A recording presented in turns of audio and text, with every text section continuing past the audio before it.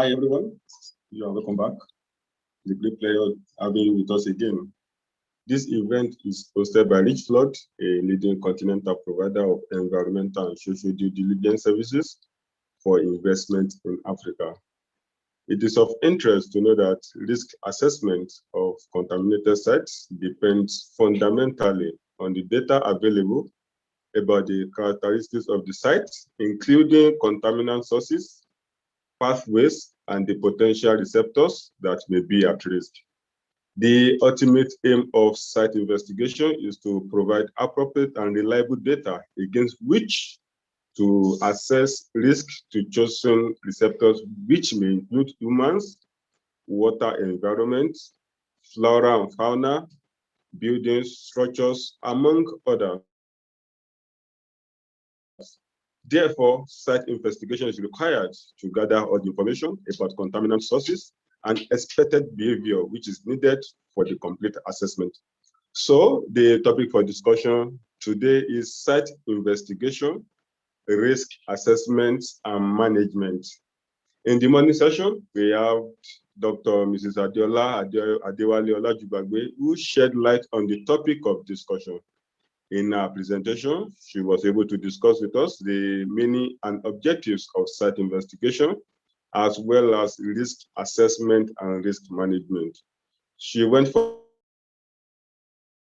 further to explain what environmental assessment is all about and the different phases that are usually involved while carrying out environmental, included by letting us know that for any site investigation, risk assessment and management, Richflood have the technical capacity to conduct such investigation and assessment. So just in case you missed the morning session, the recording will be made available on Richflood YouTube channel. This afternoon session will last for 1 hour, and let me quickly go over a few items so that you know how to participate in this afternoon's event. This workshop will be recorded and made available on Richflood YouTube channel. All participants are in listen-only mode. Kindly rename yourself and add your organization after your name in brackets so that you can be properly identified. And lastly, 2 questions will be utilized during the course of this workshop. We appreciate your participation. Let me also inform our participants that we all have the opportunity to send in questions at any time during the presentation, and our contributors and speakers will address them during the question and answer session at the end of their presentations. To send in your questions, kindly utilize the chat box, which is located at the bottom of your screen on a computer and at the top on a tablet, and kindly include your name and your location.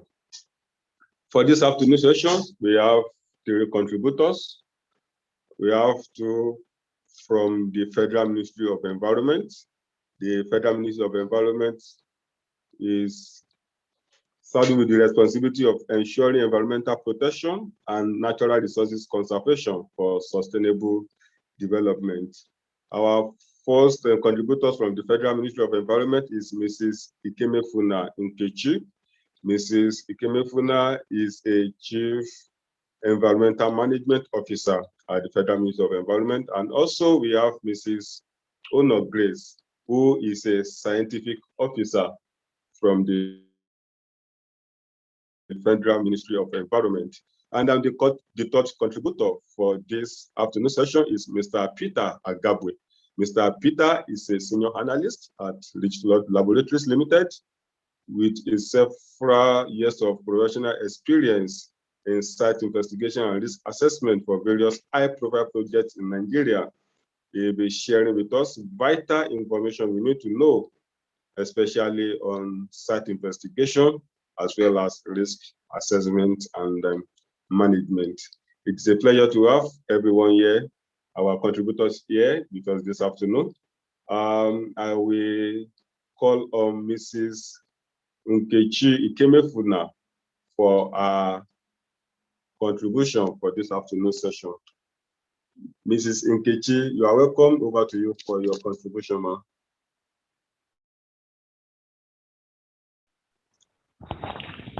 Are you hearing me?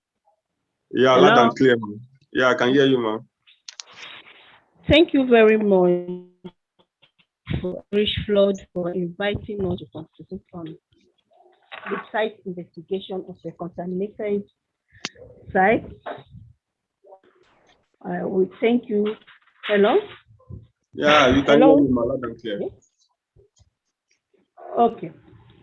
So thank you very much for your invitation on this. You are doing a great job by creating awareness on sustainability awareness program that you have started since, which it gets to us this time around for us to make a contribution on on contaminated site investigation. We are going to give our own contribution, and we know that it's a learning curve for every one of us. We cannot know it all, but the little we have, we give, and then we deliberate on it. It's going to be an interactive one, sharing our experiences with each other. At this junction, I want to give to my colleague, Mrs. Grace Honor, the scientific officer, to make her own contribution first, whereby we talk together. I will add up with whatever she presented. Thank you. Okay, thank you very much, ma'am. And Mrs. Grace, please go ahead with your contribution, ma'am. Thank you. Good afternoon, all. Afternoon, ma'am. You're welcome to your presentation. All right. Thank you. So first of all, we'd like to establish a baseline. What does it mean for a site to be contaminated? A site is contaminated when chemicals or hazardous substances are present on or below the ground surface that can result in actual or potential harm to health and or safety of humans, biodiversity, and the surrounding environment. Hence, the sites are polluted and usually required some form of response to clean up the hazardous chemicals in an eco-friendly and safe manner that will not lead to another area being polluted or contaminated. To the extent that a site has been deemed contaminated, it is necessary to put modalities in place to address the contamination. Contamination of sites is usually from industrial activities that sufficient measures were not taken to address the impact from such industrial activities. Other pointers are areas that are polluted. For example, a typical mechanic village, textile mills, indiscriminate dumping of waste.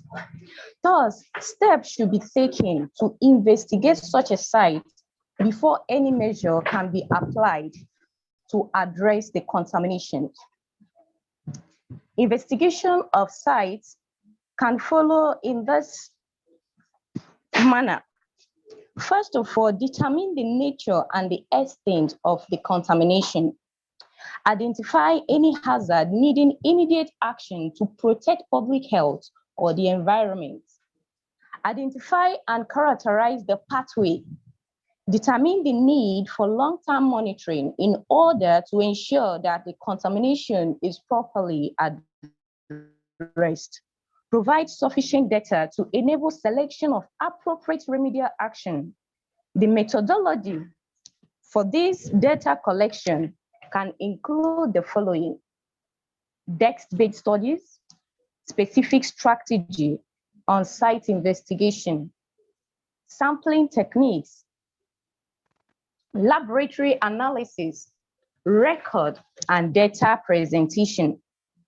Because this program is general, we are not saying maybe there's no specific contamination or contaminant that we are looking at. For instance, we will not say this site is being contaminated by waste oil, or we don't have anything specific as the contaminant.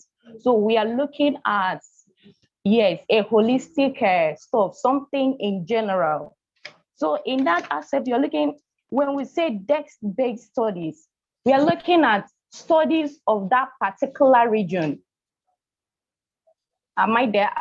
Is somebody, are you, okay. Yeah, loud and clear. All right, data-based studies. First of all, you have to take a desktop study of that contaminated area in terms of find out from the people living there, the history, yes, thank you, the history of that particular region that has been contaminated or that site that has been contaminated. Find out history. Has it happened before? Is it a recurrent something? Find out basic information about that area. And also the information can extend. You find out also places where such a thing has occurred before. Then we can now apply specific strategy on site investigation. Specific strategy on site investigation in the sense that when you're done with your desktop studies, you will know what tools to go in for your sampling. You will know what tools to apply. In achieving the above, 3 phases of site investigation is required in order to provide detailed and reliable data in most cost-effective and efficient manner. Preliminary investigation is one phase. This is usually non-field activity that includes desk study on similar contaminated sites as earlier stated, or studies on other contaminated sites. You review the contaminated site history, you explain what chemical contaminants, where they are from, how it got there, what might be of concern, or for the recurrence, how this may be of concern for the current or future planned use of the factory or property, whatever it might be, because we just said it's a site. It might be a property, it might be a facility. However it is, whatever it is, you go for a preliminary investigation to find out exactly. But this preliminary investigation has to do with desktop studies. It's a non-field activities where we acquired basic information or data about that particular location. Next, we can go to detailed investigation. This aims at defining the extent and degree of contamination by going to the field with appropriate tools and equipment to take sample, which should be done by experts, relevant experts, of which we know that Richflood is one of them. You take in situ measurement. Thereafter, you proceed for laboratory analysis. The third phase is supplementary investigation. The ultimate is to provide appropriate and reliable data to assess risk. It is the correlation of the field and the laboratory analysis of the sample collected to put up reports for subsequent presentation. Thus, on establishing the type of contaminants in the site based on the above strategies, there will be need to put in place remediation action. The remediation shall deal with the removal of pollutants or contaminants from environmental media such as soil, groundwater, sediment of the surface water. Remediation action is gradually, remedial action is generally subject to an array of regulatory requirements and may also be based on assessment of the risk condition to human health and the environment where no legislative standards exist or where standards are still unadvisory. That leads us to what is our next agenda: risk assessment of contaminated sites. Risk assessment primarily depends on the data available about the characteristics of the sites, which include the contaminant site source, the pathway, and the potential receptor that may be at risk. Usually humans, water body, flora and fauna. You made mention of that on your opening speech. You made mention of that. Risk assessment is a process which serves the purpose of examining risk. It aims at investigating whether or not the risks are acceptable. Risk assessment is an important component of what risk management. Risk management, on the other hand, is a process that brings contaminated sites back to its beneficial use. This can be termed as the development of strategies for dealing with risk, which aims at control, reduce, elimination of risk, and communication about risk to stakeholders. Risk management is appropriate when the conclusion from risk assessment is quantified inappropriate. When you go for site investigation, for instance, you employ all the phases that have been highlighted. What you're actually doing is assessing the risk. When in a contaminated site, when all those things are done from an expert, you can analyze, is this site truly contaminated? Will you say it is a contaminated site or not? Based on the judgment from the data available, we can only talk about risk management when a site has been assessed and is termed contaminated. So when the conclusion from risk assessment is quantified inappropriate, that is when risk management comes in.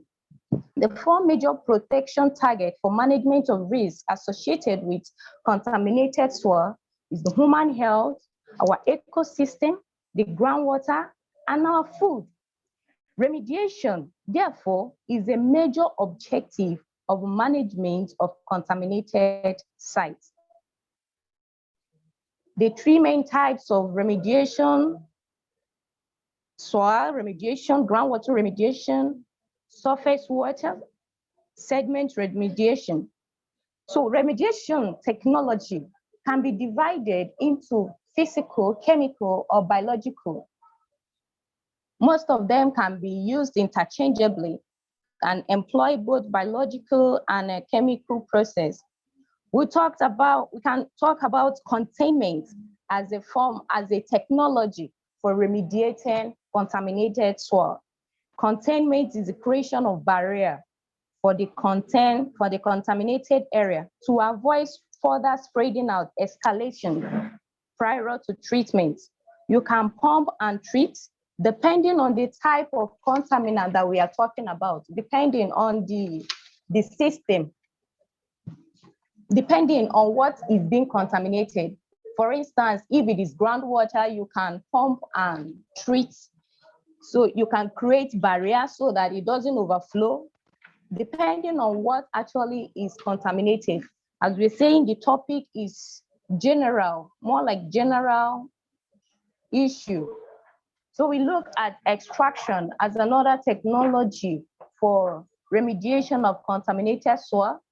We look at stabilization or solidification, depending on what aspect of the environment that is contaminated.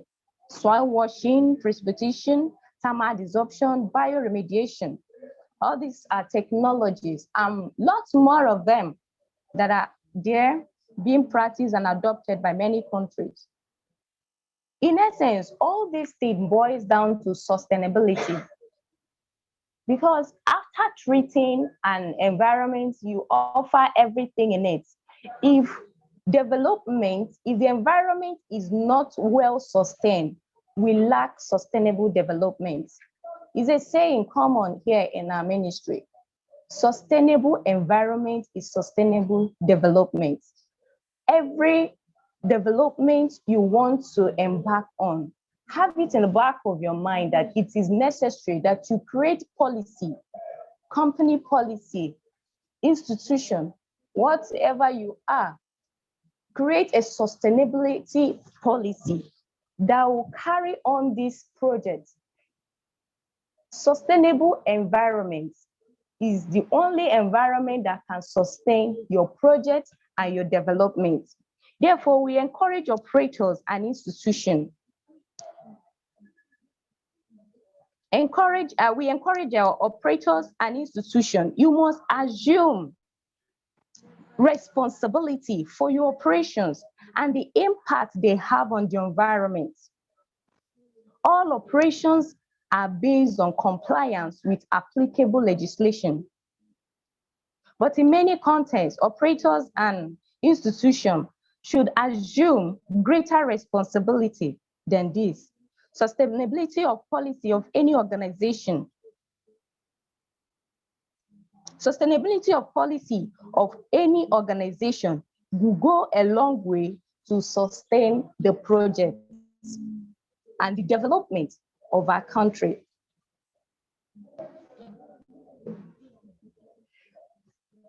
Sustainable policy should include health, safety, environmental, and quality issues.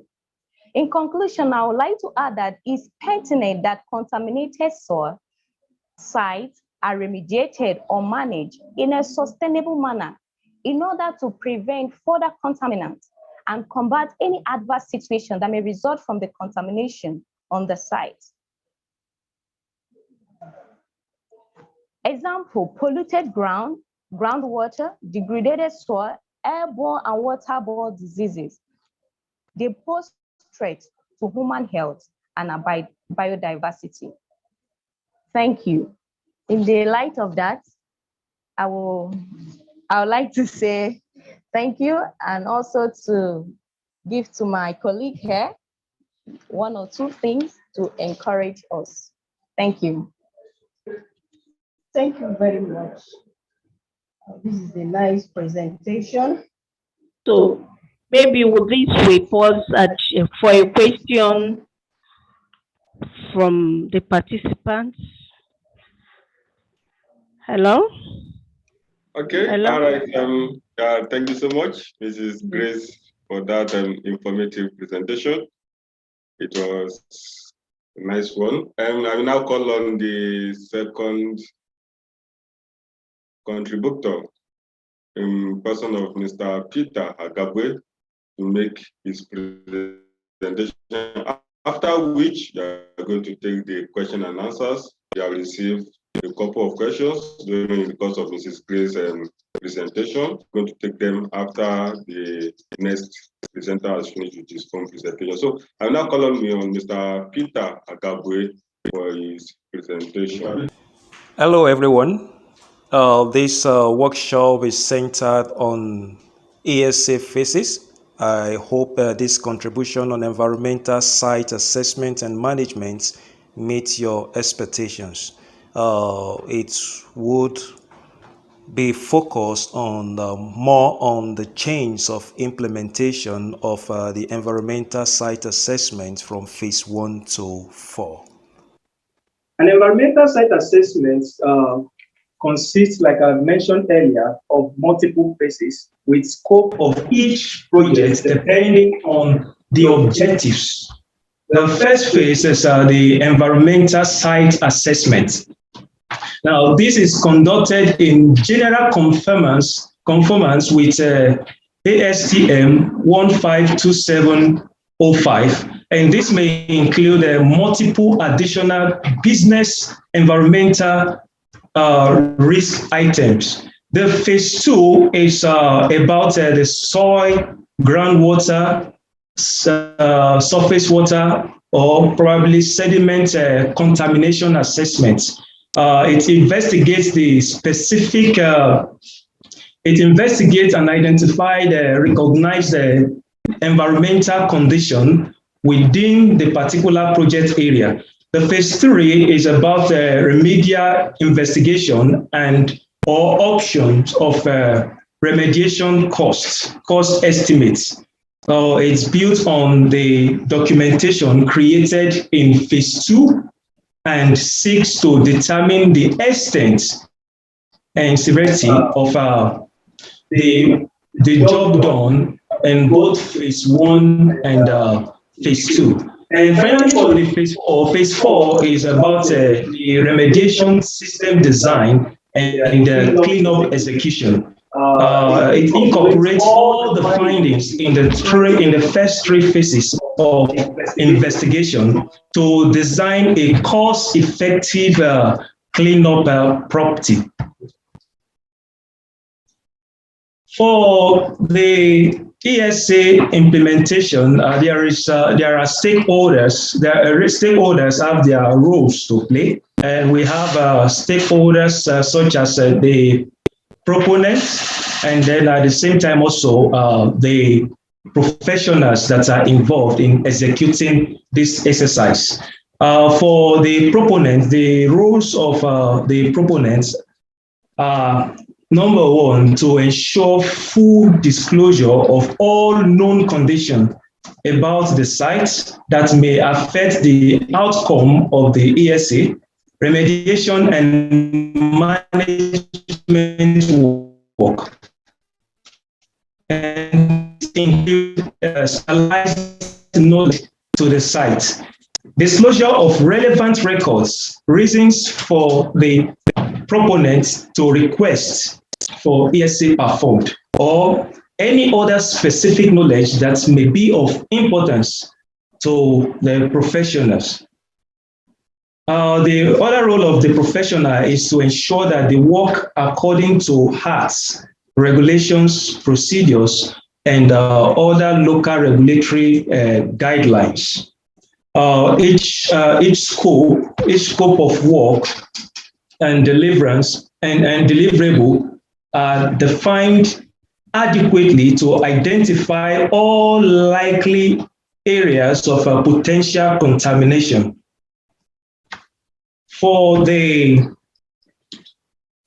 professional, the roles of the professional is to follow relevant regulatory requirements, promptly communicate to the proponent any limitations imposed on the assessment resulting from the time frame and the scope of work.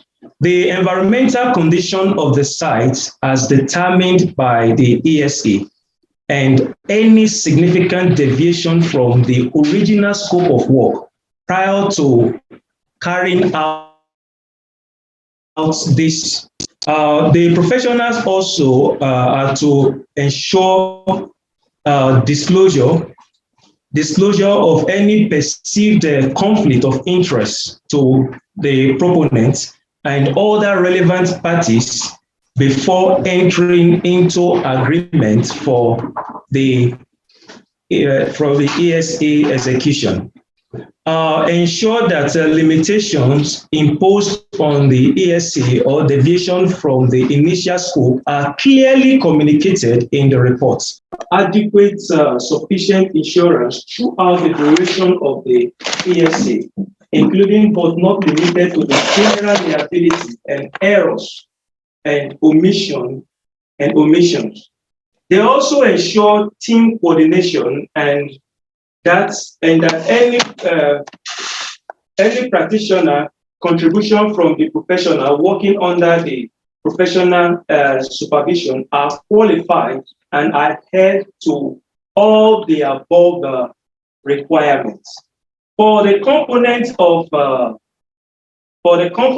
of the ESA1, we have the first one as the scope.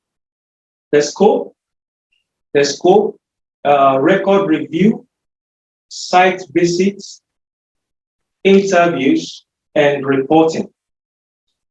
For the scope, the scope examines the scope and interpreting and reporting on the information gathered. As a minimum, the scope will identify the party for whom the phase 1 ESA is being prepared. And also the scope would identify the subject, and also the scope will identify the project sites and the activities to be completed for the proponents, for the component of the phase 1 ESA. The next step is a record review. The record review shall be designed to collect data of past activities on the site that may have contributed to potential contamination. Our efforts must be made to obtain valuable records related to known or possible contamination of the property from the first developed use to the time of the Phase 1 ESA. The information gathered from the record review must be reviewed and reported in the Phase 1 ESA back to the first developed use for the site.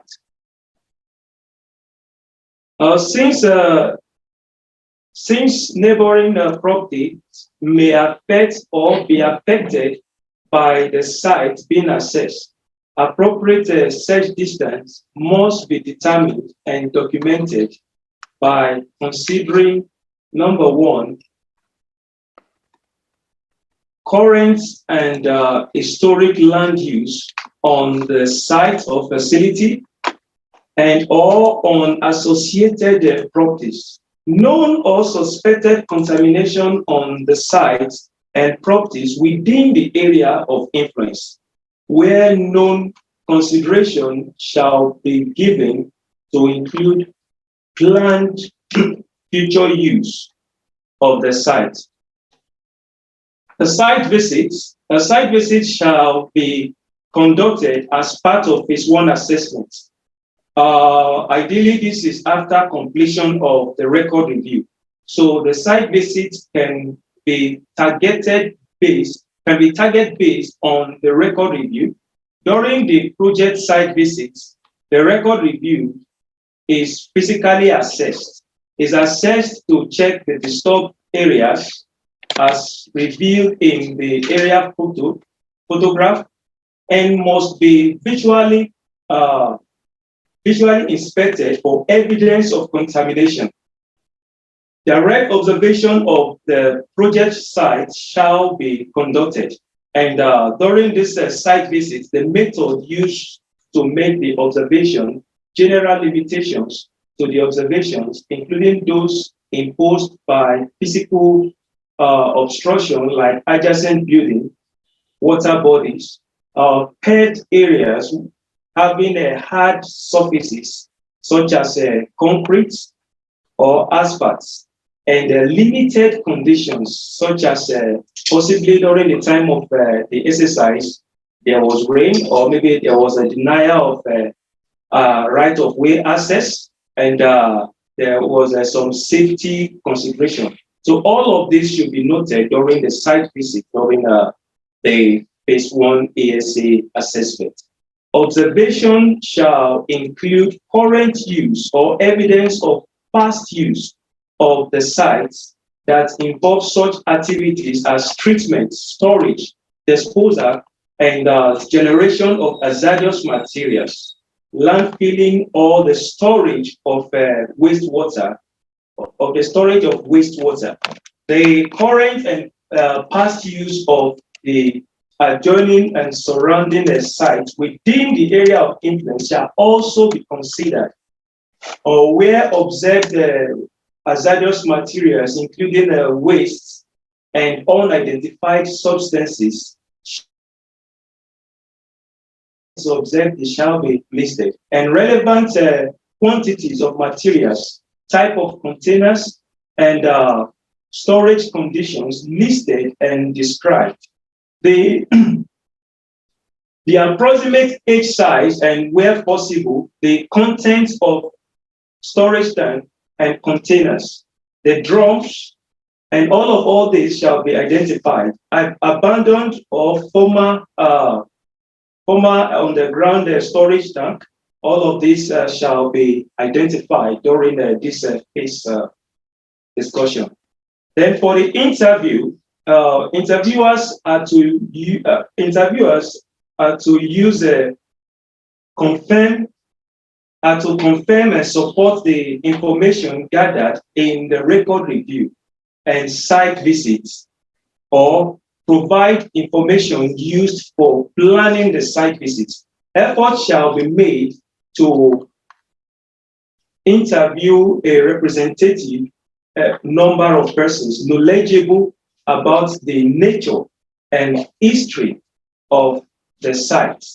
And this interview must include at a minimum, but are not limited to the current landowners, the occupants, and the facility operator who is familiar with the site.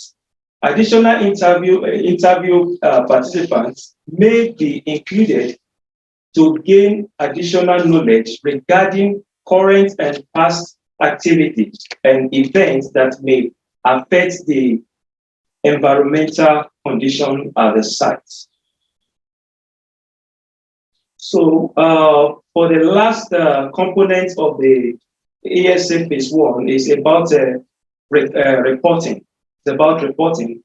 The Phase 1 ESA report shall consist of a written document with a summary of the objectives, approach, findings, and conclusions, and recommendations.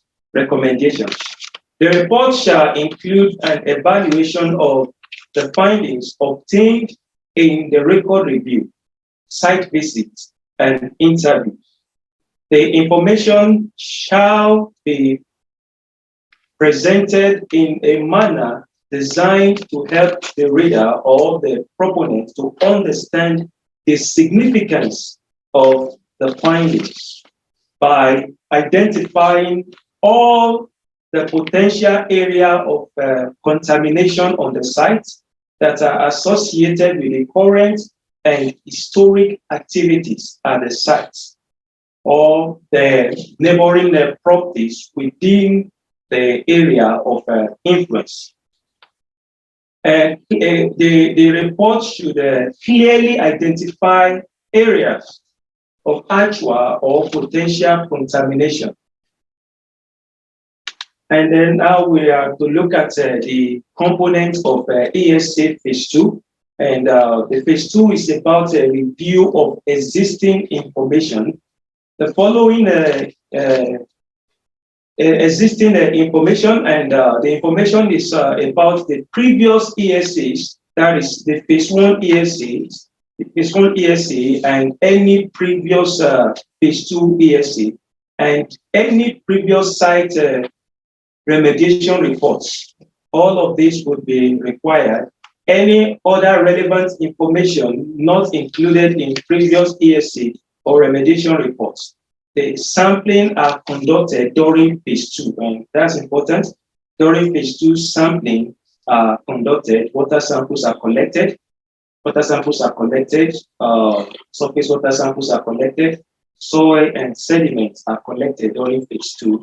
And it's about also the planning of a site investigation, conducting the site investigation, and this involves the sampling and analysis. The sampling and analysis of soil, surface water, groundwater, and sediments must be carried out using proper field methods, analytical procedures, and with the use of an accredited laboratory. The media to be sampled, the locations, the number of samples to be obtained and analyzed must be identified. The location, the depths, and the chemical analysis will be identified upon site characterization and must be sufficient to identify the possible potential area of contamination. The field methods and tools for investigation, all the field sampling methodology, including the field screening, borehole drilling, monitoring well, installation, and other activities used for soil, surface water, groundwater, sediment sampling must be identified. The field methodology must be appropriate in order to minimize potential contaminants during sampling and transportation. The laboratory analysis, sample collection, preservation, and other handling practices must be described, and appropriate techniques must be used in order to minimize any changes to sample composition or concentration prior to analysis. Sampling and analysis must be consistent with any available international protocol. The sampling and analysis of the handling and the analysis of samples must be done in accordance with standard chain of custody procedures to ensure that the samples are properly handled, shipped, analyzed for the appropriate parameters received by the laboratory, and analyzed within the prescribed holding time. Sampling requirements must be discussed with the laboratory prior to sampling and incorporation into the work plan. For phase 3, a phase 3 environmental site assessment is usually the next course of action when contamination is confirmed as being present at the site, depending on the information gained in the phase 2 ESA. For phase 3 ESA, there is a need for investigation of the site and areas of potential environmental concern, and determination of the pathways of contamination and contaminant movements, determination of the volume of contaminated soil or groundwater, classification of the contaminated material to determine if or site disposal or on the site treatment is appropriate. There is also the need for development of a remediation action plan for the management of the site, site validation to provide results and justification that the contamination has been removed, provision of documentation and applications to apply for remediation certificate or compliance letter from regulatory body. For phase 4, phase 4 relies on the findings of all the results of the previous 3 phases of investigations. The data collected will be used to come up with a cost-effective cleanup of the site. Contamination that is found during phase 2 and phase 3 will prompt site rehabilitation to be done in order to determine the environmental quality of the site that is contaminated. And for a conclusion, environmental site assessment provides the minimum requirement for site characterization and reporting at contaminated or potentially contaminated project sites, and therefore serves as a vital tool for assessing liability and saving the cost of investment.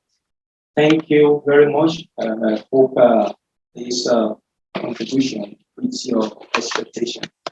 Okay, thank you so much, Mr. Peter, for that noteworthy presentation. Thank you for taking us through the different phases that are involved in environmental site assessment. And I also want to thank Mrs. Grace for her illuminating presentation as well. I was able to get one important point from her presentation. She said, sustainable environment is sustainable development. Sustainable environment is sustainable development. So for any development to be sustainable, there needs to be a sustainable environment being carried along with it. Thank you so much. During the course of the presentations, we received a couple of questions, but we will take few of them because of our time. Please, if you still have questions, you can keep forwarding them into the chat box. And let me also remind our participants that the recording of this presentation will be made available on Richflood YouTube channel. Okay, I will start with the first question from here. It comes like this. It says, I think this goes to the representative of the Federal Ministry of Environment. It says, who regulates the process of site investigation? Who regulates the process of site investigation? And it went further to ask that who regulates the process of risk assessment, and is the report written to a certain standard? So I think the person wants to know who is in charge of regulating the process of site investigation and risk assessment, and is the report written to a certain standard? So I will invite the representative of the Federal Ministry of Environment to answer the question. Hello, are you hearing me? Yes, we can hear you, ma'am. So this is Mrs. Ikeme Mankechi. The question is, who regulates the site verification of the investigation of contaminated sites? Yes. You know, yeah, our if a contaminated site depends on the contaminant. We are Federal Ministry of Environment. You know, we are holistically ensuring that our environment is sustained, and we have other agencies springing off from our ministry. So it depends on the site contaminant.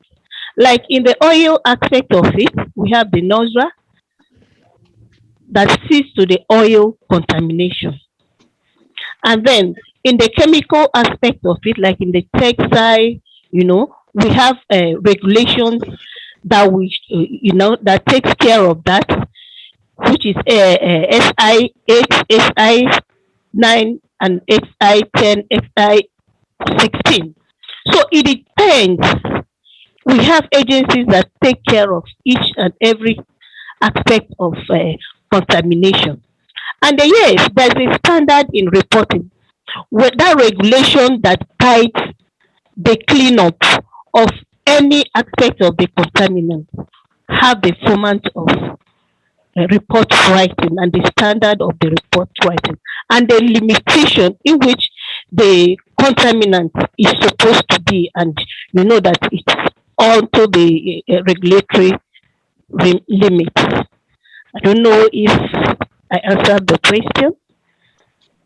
Yes, I believe you have been able to answer that particular question. Thank you so much, ma'am.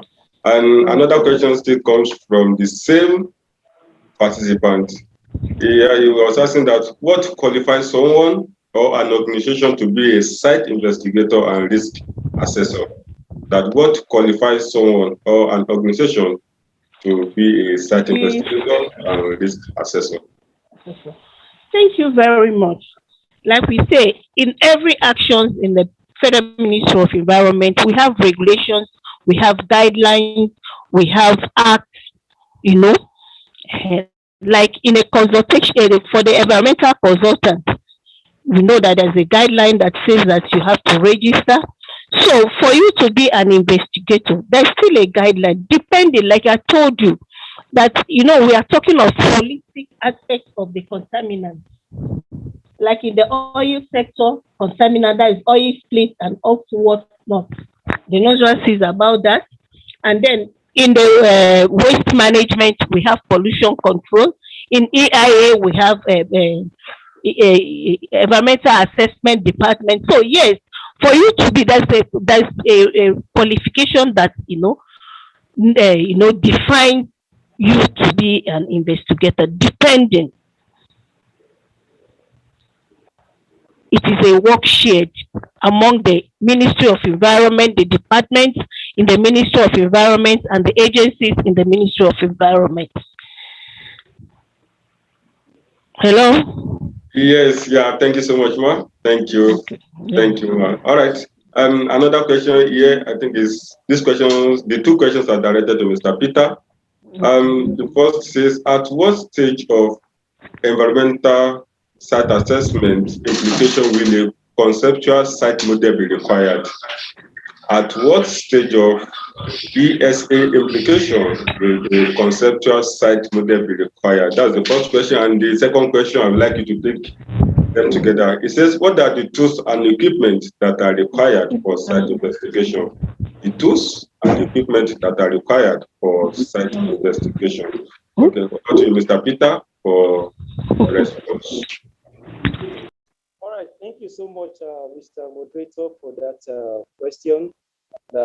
The stage of the implementation of sexual during the ESA, the historic current land use, it gives you the clear picture of the ultimate fate of contaminant at the site, the possible source of contamination site, and the media as the groundwater source and information on human ecological set during this assessment. So it usually occurs during the stool implementation. Comes immediately after reviewing the existing this one ESC, and as soon as that is done, the first one is just see and the overview. And regarding the professionals that are qualified to carry out this exercise, professionals such as biologists, chemists, and mind you, what usually determines the professional scope of work. So if it is a oil-related kind of work, the specialist oil sector that are probably the petroleum-related costs. And for instrumentation, for some of the tools that we use to carry out this investigation, there are air quality, surface water, groundwater, surface water air quality, and then soil sampling applicable for the study of ESIA. So it's also applicable to the study of site assessment. I hope that says Okay, thank you, Mr. Peter, for that response. Because of our time, we will be taking any question again on today's workshop. I want to use this opportunity to thank the representative from the Federal Ministry of Environment, Mrs. Honor Grace, thank you so much. Mrs. Nkechi Kemefuna, thank you. And Mr. Peter, thank you so much for joining us this afternoon. It has been an enlightening session with you, and we look forward to having you again with us. Thank you so much for joining us. We want to thank everyone for attending and for your participation in today's workshop. We hope to see you again on our next workshop, which will be coming up on the 18th of November. The 18th of November. And we'll be having key players with us on that day who will be presenting on the environmental regulations in Africa and environmental regulations in Africa. You can then find in the chat box the link to register for that workshop. So we will look forward to having you with us on the 18th of November, the 18th of next month, 18th of November. And the topic, once again, is environmental regulations. We are going to be considering the different environmental regulations that are available in Africa.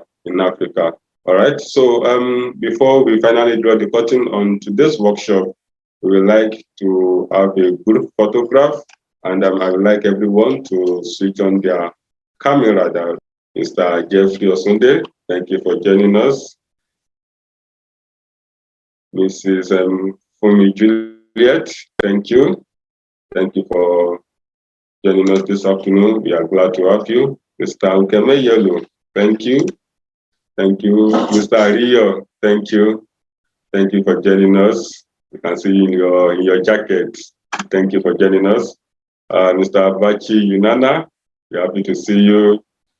Ms. Charity and our colleague, thank you for joining us. Mr. Julius, Mrs. Faith Pamot Gowan, thank you. Mr. Jacob Nenkre, we're happy to have you here with us this afternoon, and I hope you have been able to learn one or two things. Mr. Dele Ogunlade, thank you so much. We're happy to see you this afternoon. Thank you, sir. Mr. Wale Omoyeni, we are happy to see you. Thank you.